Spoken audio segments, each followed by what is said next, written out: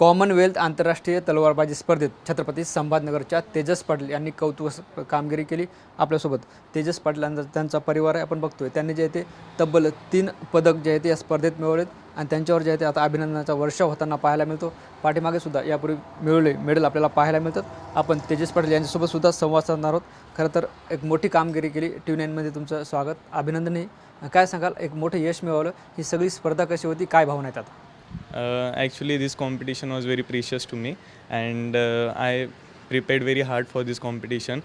Also, my aim was to secure gold medal for our country, but unfortunately, I lost in the finals.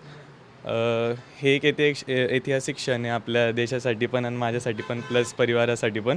आणि पुढच्या अशाच म्हणजे हे जे कॉम्पिटिशन आहे 9 to 14 ऑगस्ट होतं आणि याच्यामध्ये मी 2 कॅटेगरीजमध्ये पार्टिसिपेट केलं. एक अंडर-23 आणि एक सिनियर कॅटेगरी.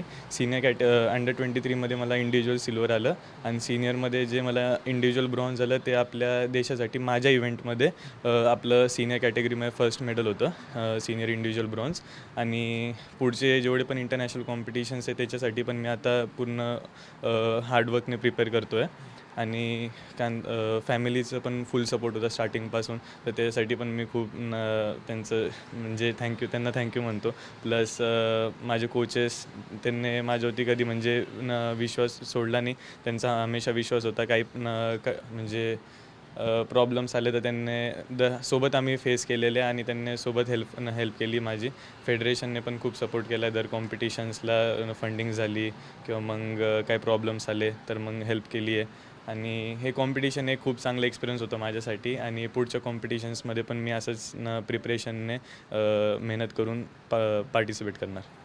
मला सांग, कधीपासून तलवारबाजीला सुरुवात केली होती, आता हे मोठे यश मिळवले, पुढं काय करायचं असं उद्दिष्ट आहे? मी हे कॉम्पिटिशन म्हणजे फेन्सिंग मी 2016पासून स्टार्ट केली होती आणि 2017पासून मी कॉम्पिटिशन्स खेळण्यास स्टार्ट केलं होतं अंडर-12पासून. आणि स्टार्टिंगला कांता म्हणजे खूप एक्सपेन्सिव्ह स्पोर्ट असल्यासोबतच घरच्यांचा सपोर्ट भेटणं हे खूप इम्पॉर्टंट असतं.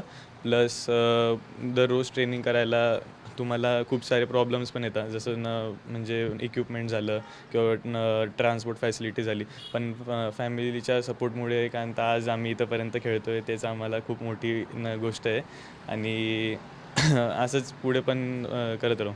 काय साध्य करायचं पुढे चालून कांता प्रिपरेशन असंच आहे की ऑलिम्पिक्सपर्यंत जायचं आहे. आता नेक्स्ट इयर ऑलिम्पिक्स आहे कांता लॉस एंजलिसमध्ये, तर त्याच्यासाठी आता नेक्स्ट जो इयर राहणार आहे तर त्याच्यामध्ये मी फुल प्रिपरेशन करणार आहे. प्लस मी ट्राय करणार की जेवढे पण फॉरेन कॉम्पिटिशन्स आहे पुढच्या वर्षीचे, तर ते मी पार्टिसिपेट करून त्यांच्यामध्ये चांगली रँकिंग मिळवण्याचा प्रयत्न करणार आहे. आणि या एशियन गेम्समध्ये पण मी जे आता नेक्स्ट मंथ होणार आहे जापानमध्ये, तर त्याच्यात ट्राय करणार की तिच्यात चांगलं परफॉर्मन्स देऊ शकणार. हा सगळा सराव करताना काही अडचणी येतात का, आणि यावर सरकारला काही विनंती करायची का की असे बदल केले तर अजून काही विद्यार्थी घडू शकतात, तुम्हाला सुद्धा यात पुढे जाता येईल? सरकारला माझं हेच म्हणणं आहे की जसं आता मी मेडल आणल्यानंतर लोकांना माहिती पडते की म्हणजे तेजस पाटील कोण आहे. बट माझं असं म्हणणं आहे की जेव्हा ॲथलीट्स त्यांच्याकडे जात आहे की फंडिंगसाठी किंवा स्पॉन्सरशिपसाठी, तर त्यांनी त्या ॲथलीटचं बॅकग्राऊंड बघून ऑब्व्हियसली जर ते चांगलं परफॉर्मन्स आहे त्यांचं डोमेस्टिक कॉम्पिटिशन्स याच्यामध्ये आणि त्या इंटरनॅशनल परफॉर्मन्ससाठी पार्टिसिपेशनसाठी जर ते तुम्हाला फंडिंग्स मागताय, तर ऑब्व्हियसली तुम्ही त्यांना फंडिंग्स द्या, त्यांना स्पॉन्सरशिप्स द्या, वेरियस म्हणजे त्यांना इक्विपमेंट प्रोव्हाइड करा आणि त्यांना सपोर्ट प्रोव्हाइड करा. कारण की जर तुम्ही कॉम्पिटिशन्सच्या मेडल आणायच्या पहिले त्यांना सपोर्ट करणार, तर त्यांना पण लक्षात राहणार की यांनी आम्हाला पहिले सपोर्ट केलेला आहे. मेडल आणल्यानंतर तर म्हणजे खूप सारे जण येणारच आहे तुम्हाला काय सपोर्ट करायला. बट मेडल आणण्याच्या पहिले जर तुम्ही सपोर्ट केला तर त्यांच्यासाठी खूप मोठी गोष्ट होती.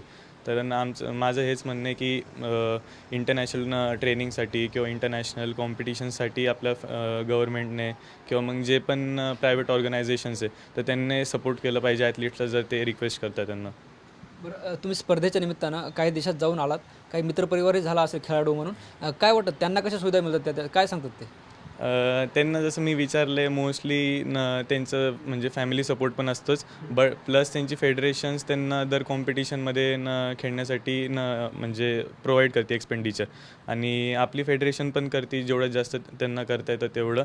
बट जे आपल्याला नाही करत आहे आणि आपण त्यांना म्हणजे आपल्याला जे कॉम्पिटिशन्स खेळायचे आणि तर मग त्याच्यासाठी आपण ऑब्व्हियसली दुसऱ्या ऑर्गनायझेशन्सकडे आपण फंडिंग्स मागतो, तर त्यांनी फंडिंग दिलं पाहिजे. जसं आता दुसऱ्या देशातले लोक राहतात जे कॉम्पिटिशन खेळायला येतात, ते सुद्धा आपल्यासारखेच आहे आणि ते सुद्धा फंडिंग घेऊनच येत आहे. फक्त असं आहे की त्यांना फंडिंग घेण्यासाठी जास्त फिरायला नाही लागत, त्यांना म्हणजे भेटून जातात लवकर फंडिंग्स.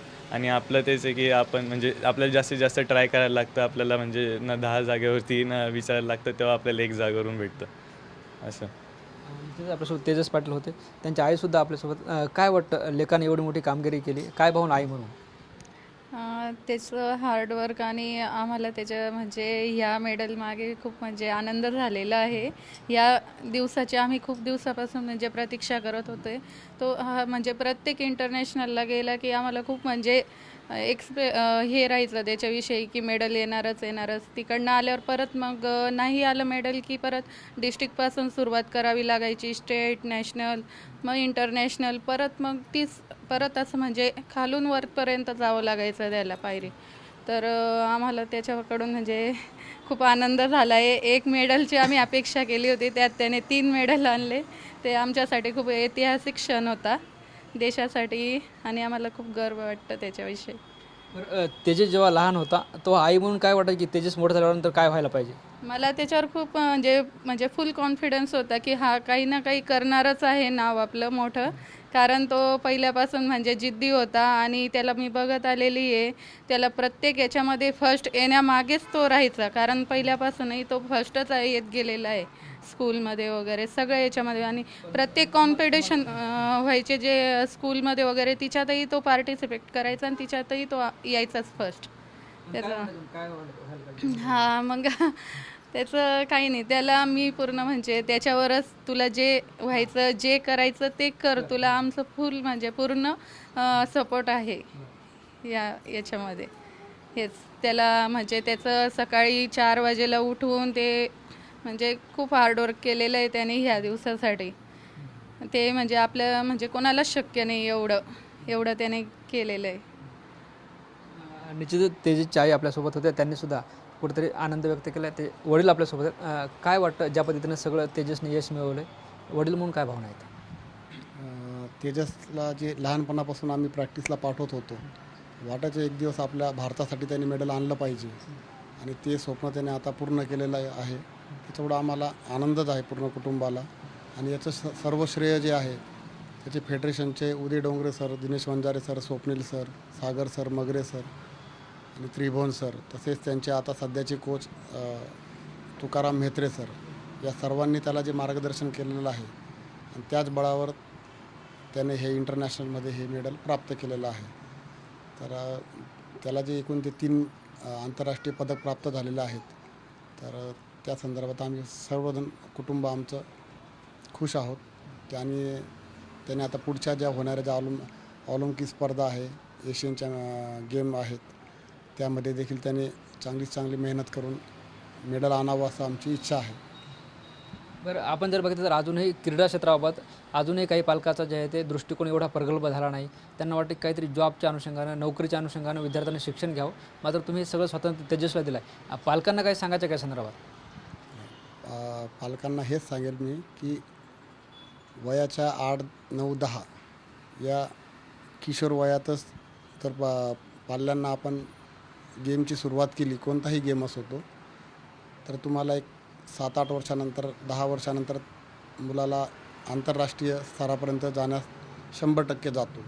परंतु त्याला खूप मेहनत आणि जिद्द चिकाटी असावी लागते आणि सर्व काही ज्या अडीअडचणीवर मात करूनच पुढं जावे लागत असतं. आणि मेहनत केली तर 100% आंतरराष्ट्रीय स्तरापर्यंत पोहोचून मेडल येण्याची खात्री असते. तेजसची बहीण आपल्यासोबत आहे. काय सांगशील, तू सुद्धा सगळी प्रॅक्टिस करायची, आता भयान जे आहे ते एक मोठं नाव कमावलं आहे, भारतासाठी 3 मेडल आणले.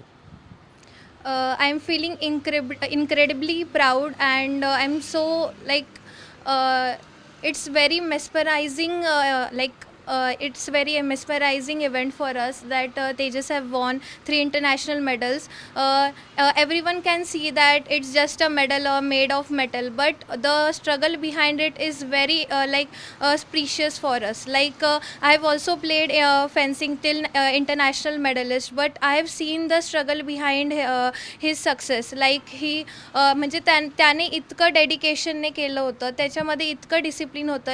हा जो स्पोर्ट आहे याच्यासाठी इतकं डिसिप्लिन लागतं की 3 टाइम्स प्रॅक्टिसला जायला लागतं. त्याच्यासाठी सकाळी 4 वाजता उठून तर तसे 3 टाइम्स प्रॅक्टिस करायला लागते. खूप डिसिप्लिनने, खूप म्हणजे डेडिकेशन द्यायला लागतं आणि खूप हार्डवर्क करायला लागतं. आता सगळ्यांना वाटणार की हे एक मेडल आणलं आहे, त्याला खूप सक्सेसफुल झालं आहे, or else everyone will say that someone will say that it's luck factor or something, but it's not a luck factor because त्याची एवढी हार्डवर्क होती याच्या मागे आणि त्याच्या डिसिप्लिन, हार्डवर्क, त्याचं डिटर्मिनेशन जे होतं याच्या मागे ते खूप जास्त म्हणजे स्ट्रॉंग होतं. इतके फेल्युअर्स आले, इंटरनॅशनलला गेला, फेल्युअर्स आले, आता हे त्याचं फर्स्ट इंटरनॅशनलला मेडलिस्ट आलं त्याला. तो मग त्याच्या मागे पण ते इतकं म्हणजे आम्हाला प्राऊड वाटते, आमच्या पूर्ण फॅमिलीला इतकं प्राऊड वाटते की तो म्हणजे इंटरनॅशनलला त्याने मेडल आणलं आणि होपफुली तो ऑलिम्पिक्सपर्यंत जाणार आणि तो ऑब्वियसली तो गोल्ड आणणारच इंडियासाठी. तर त्याची पण आम्हाला खूप म्हणजे आहे, आम्ही त्याला खूप सपोर्ट करतो आणि मला खूप प्राऊड वाटतं ॲज अ सिस्टर की तेजसने इतकं छान काम केलेलं आहे. निश्चित आपण बघतोय आपल्यासोबत तेजस आणि त्याचा संपूर्ण परिवार होता. तेजसनं आंतरराष्ट्रीय स्तरावर तलवारबाजीत 3 पदक मिळवलेत आणि आता तेजसचं पुढचं लक्ष ऑलिम्पिक आहे. निश्चितच तो त्याच्या कठोर परिश्रम आणि जिद्दीवर ऑलिम्पिकमध्ये सुद्धा मेडल मिळवू अशा शुभेच्छा देऊया. कॅमेरा पर्सन अमित आडेसह ज्ञानेश्वर लोंढे, TV9 मराठी, छत्रपती संभाजीनगर.